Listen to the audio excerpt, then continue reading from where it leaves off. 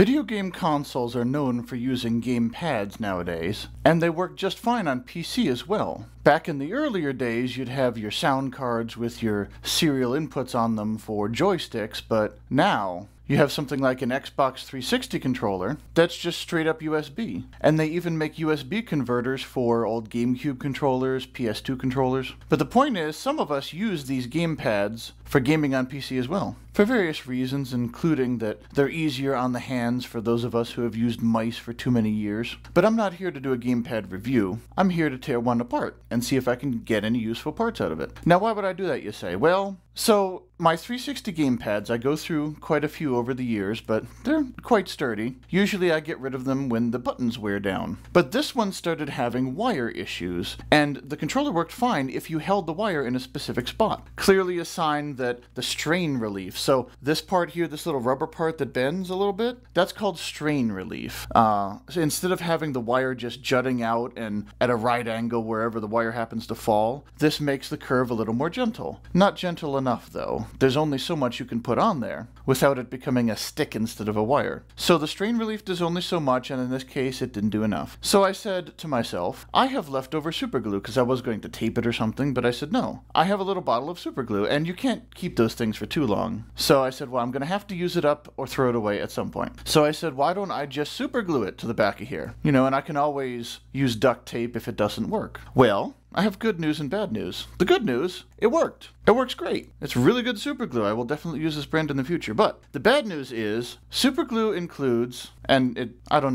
remember what brand it was. Super glue is just like saying Kleenex. It's not actually a Kleenex brand, but this super glue contains many interesting chemicals, I have discovered, that interact with other chemicals and constituents in sometimes unfortunate ways. So, while it is quite well stuck, an unknown substance in a white powdery form that easily comes off on the fingers, the moist fingers, and probably soaks in during a gaming session, and doesn't exactly completely wear off, I think we're going to have to cut our losses on this one and take this as a lesson learned. So we may as well make some use out of it, considering only part of the cable and the back casing is damaged. The rest of it is perfectly salvageable. This is a thing. I have accumulated several electronic devices, and I am planning to go to some of the secondhand stores at some point. Obviously, ripping apart old electronics is not a great way to get parts compared to just buying them, especially since you can buy them on the internet and you aren't paying that much more than the bulk people are. You do pay more when you don't pay in bulk, but it's not that much more. The only reason to really take apart old electronics is for old parts, such as chips that aren't made anymore. Or, like me, when it's just fun and part of the learning experience, to see how a device is put together, to see how the pieces interact. You can learn something from making something random work, like I was talking about one of my videos, using LEDs you know nothing about. It's instructive to not just have a spec sheet and follow it. You know, sometimes you want to plug it in and turn it up a little bit and a little bit and a little bit until it looks like it's going to catch fire, and then you turn it back down. So let's begin. And here is our sacrificial victim. The first thing to do is this cable. See, this is just a regular USB cable, and it's got a converter on here between whatever internal format it uses, but I figure that I can reuse the connector, might be able to even reuse this part. So the first thing to do is cut off the undamaged part of the cable and put this in the box for later, because I very well might be able to strip this down and solder it up to some header wires. I could even make a breakout board for USB if I ever wanted to. So this goes in the pile. So now the tricky part, getting the screws off without touching it. Some of this will be easier than other parts, especially if I use the incorrect size. There we are. So we'll begin a hazmat area here. The back of the Xbox 360 controller has a few obvious screws. It has 2 at the top here. It has 4 in the handles, but then it actually has a bunch hidden underneath stickers, which I find particularly devious, but such is life. So you can see the glue really worked. I cannot just pull this off. Yes, that glue definitely worked. So we'll just cut this and then try and lever it off.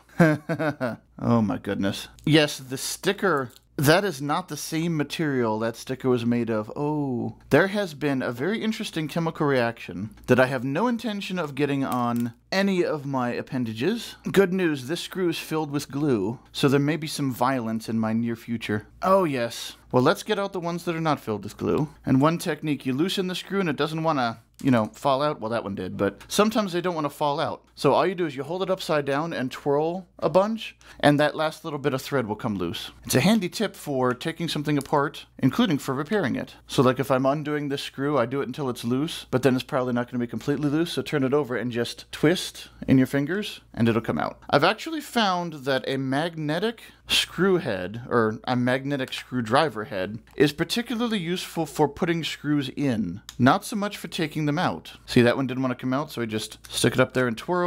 Might be some stuff on that one. Oh yes, this is not a happy screw. There we are. So let's give it an experimental pull and find out indeed the only screw left holding it on is the one that is filled with super glue. Isn't that special? Oh yes, that is effectively just a flat piece of metal now. So we employ the only other solution available to us. Violence. Always look away, possibly put on your goggles. Ooh, my goodness. Need a two-pronged approach here.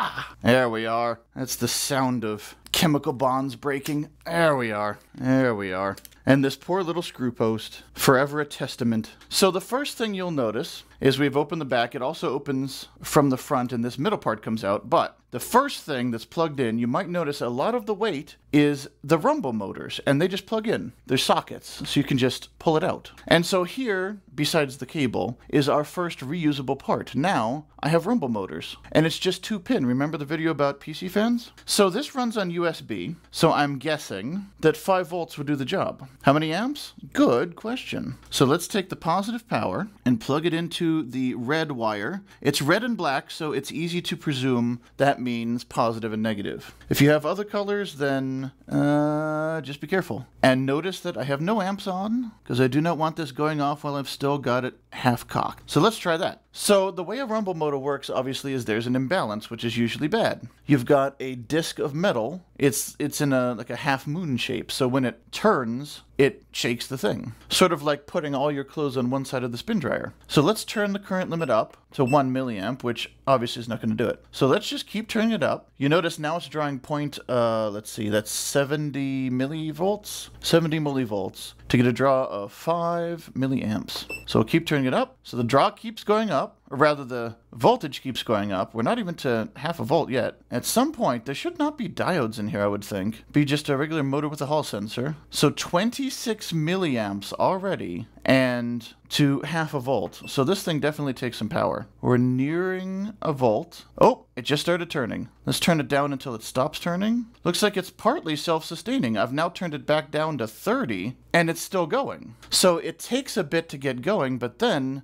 it'll keep rumbling. So what you want to do is apparently feed it an initial high amperage, and then you can turn it down and have control over it. So now we'll keep increasing the current, as in increasing the voltage. So this thing is rumbling pretty good now. Up to 3 volts. So if I turn it up to a whole 0.1 amp, it's up to 3.6 volts draw, and it is shaking pretty doggone good in my hand. So let's turn that back down to 0. And so basically, this thing is intended to be used at a high power short burst to get a strong rumble, but you want it to do it for just a minute, not for too long. Then in the other side, we have the other rumble motor, which apparently came off when I was ripping it apart. But there it is. And you might notice if this camera doesn't suck too much, it's smaller. It's the same thing. It's just a half circle, a hemisphere. Well, not a half sphere. It's I guess, hemicircle, half circle. But it's smaller. It's the same thing, but it's smaller. So this one basically would give you a fine control. This one gives you your big rumble. This one gives you your, I guess, high frequency rumble. Because it's less mass, it would take less energy to spin. So let's try that one. So we'll plug in. Apparently I've done green for positive and red for negative because I am silly. So let's do, this is not exactly the size wire it's made for, but it's close enough. Worst case scenario, I would just have to strip this wire and hook it onto something else. I'm not worried about damaging this connector. I obviously would not use this connector. I would create a breakout board. All right, I just stabbed the crap out of it. So now let's see how much this takes to get going. Let's not do 1 amp immediately. So 10, 20. You see the draw is already higher. Oops. So 30, no, not the same. It was about 50, 55 milliamps before that one would get started. This one was about 30, and if I turn it down to say, yeah, 18, it's still going. 15 still going. So if I turn it up, you can see 50 milliamps. It's already up to nearly 3 volts, and this thing is spinning. I'm going to turn it down before I lose a finger. So there we go. We now have rumble motors. So that's how your rumble works, and you would not believe how light this is now. Like, the amount of weight that's in these is easily, I would say 20, I'm guessing off the top of my hand, but this feels like it's 20 to maybe 25% of the weight of the controller. If you have a wireless one, of course, a big part of your weight is going to be the battery, but this is wired. So now it's just a circuit board and some plastic and the rumble motors. So anyway, so how do the triggers work? Well, you have 2 potentiometers, just rotary potentiometers. When you press the trigger, it depresses a lever. So the trigger goes in, the lever goes down, and so this end of the lever goes down, but this one is on a little pivot, I guess, which turns the potentiometer. And then you just read the potentiometer. And then you've got your buttons. I'll have to open the other side to see that one. Yeah, the buttons are on the other side. So on this side, you've just got the 2 potentiometers for that. So we'll figure that out in a minute. And this screw, oh, getting off the PCB from the other side, that's going to be a mess. Is there anything I can do to help myself here? Well, here's the USB connection. Let me not touch that. So there is a 4-pin plug, which doesn't actually want to come out. Is that soldered on? Do they have a... Yes, they do. They have a plug, like a socket, and they soldered the socket on. Well, there you go. There's how you do that. But it is indeed 4 wires. You've got a red one, which is on the side. You've got a big black insulated one, which is interesting. And then you've got the green and white in the middle, twisted pair. So I'm guessing that's the signal pair, whereas the other 2 are for power. Because twisting, just yoink that off. Some little insulation there. Yeah, they're twisted all the way up. So twisting the 2 wires together is a way to combat signal interference, because the signal interference tends to affect both wires the same. So even though the values are different because of the interference, they're different for both in the same direction. So you just look at the difference between them. And unfortunately, as much as I'd like to do this neatly, I'm pretty much going to have to just rip this off, because I cannot get this screw out. I do not have the technology. I don't know if it's possible to dissolve super glue. So, more violence. Ah, that is unfortunate. Maybe I can... Oh, I'm a genius. I can twist the entire screw pole. Now look at this. I'm not unscrewing the screw, I'm unscrewing the device from the screw. There we go. This is thinking with your noggin. In Soviet Russia, screw unscrews you. Let me not get too energetic, I'll be pulling it off the floor. Just make sure the screw inside is still turning, and it definitely is. So this is working. Let me put it over the table so when it falls, it will only make a large noise. Yep, it's coming loose. Just make sure I'm still making progress. Oh, I lost my grip. No, my grip. See, this is called impatience. I'm not worried about damaging the PCB, because I'm not going to be desoldering resistors and such. Ah, there we are. Now I can just do it with my finger. I'm certainly not going to try and recover board resistors. Those are probably 10 for $1. And if you buy them in bulk, it's probably 10,000 for $1. Something crazy like that. Come on, my little buddy screw. Goodness, this thing is in there. Can't tell if it's coming out more or not. It's definitely turning in there. If I can get the plastic off, I can see what's going on. There we are. Oop, that's part of it. That's the top. Now how about the bottom? Can we have the bottom? Oh, maybe. Oh, maybe. Oh, baby, come on. This is not what wire cutters are for. There we are. And there's the screw. Yep, here it comes. Ah, and there we go. Surgery successful. The patient still has some of their limbs for now. So now let's pull it apart the other way. Figure out what's still holding this thing on. I think a hope and prayer and desperation.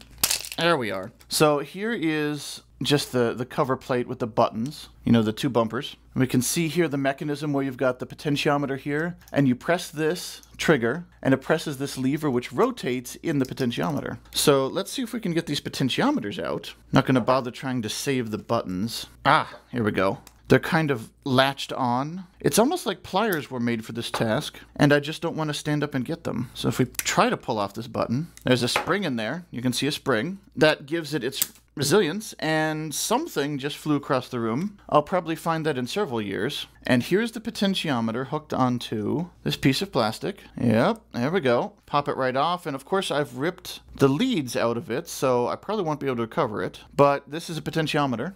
It just turns, and it's restricted inside. It turns a little bit. So now on the other side, armed with this knowledge, see, it's soldered into the board here. That's obviously why they ripped off. So I'll just set that aside and try to desolder those at some point. But of course, here is the thumbstick. So just like the thumbstick I had in my other video that I got off of that kit, this one's exactly the same. So it moves in this direction just fine. And then you've got these two metal pieces in this direction, and you've got two potentiometers on there. And it turns within those potentiometers, and the button in the middle, see the button, you can see the thumbstick button here. The button pushes down, and there is a piece of plastic sticking out that pushes down with it, and then there's just a button on the motherboard. So that button is also useful. I will try to pull that off. And here's the actual buttons, like the D-pad and everything. So the D-pad, and that's on the floor. Many things are on the floor. So the D-pad and other buttons, does this want to come out? Oh, that's screwed in. Nice. But anyway, the buttons, for example, the face buttons, will hook on, and if you press the button, it'll press down on a little rubber piece in there, and it presses onto the board. There are these little, it's got two sides. Really hard to see, of course, but if you can see these little spots that have two sides, and apparently whatever is on the other side of this rubber is conductive, so it presses down, connects the two sides, and it detects that you pressed it. And of course the buttons just pass through the shell. And here is one of the buttons for the bumper. You've got these two buttons here. That's for the LB and RB. Just presses them. All kinds of buttons I can try and desolder off of here. With questionable success, but practice is practice. And there's the bottom part. Just the shell assembles, and then the front part is just a solid molded. And the D-pad is screwed in, which is odd. None of the buttons were, but maybe it's to prevent too much pivot. But in any case, we're not going to be using that. So I suppose not too terribly exciting. You've basically just got your signal and your power wires connected from USB and whatever their proprietary thing is. It's just thumbsticks with potentiometers. In fact, it's just potentiometers and buttons. That's literally all it is. Anything analog that has a range of values is potentiometers, either rotating on the side of the thumbsticks or rotating when you press the triggers with clever use of plastic, or just buttons all over. And then the third type, so you've got the physical button, that gives you your real clicky ones. And then the press it ones, the face buttons, select, start, and guide button, and the D-pad, are actually physically on the PCB, and there's a connection made when you press it down. So that's how you make a gamepad if you ever want to. This one is fancier. It has actually got a microcontroller on it. The X808717-003 1615AHAB E3 by Microsoft, with a lot of pins. Yeah, but there you go. And then, of course, the rumble motors just plug in. And on my other controller, I actually opened it up and removed the connection and removed the rumble motors to make it lighter and to prevent games from rumbling. That's a long story. If you watch my live streams, you'll know why. But in any case, that's how this works. Potentiometers and buttons and clever plastic. Maybe that explains why it's a good quality product for only $30-some.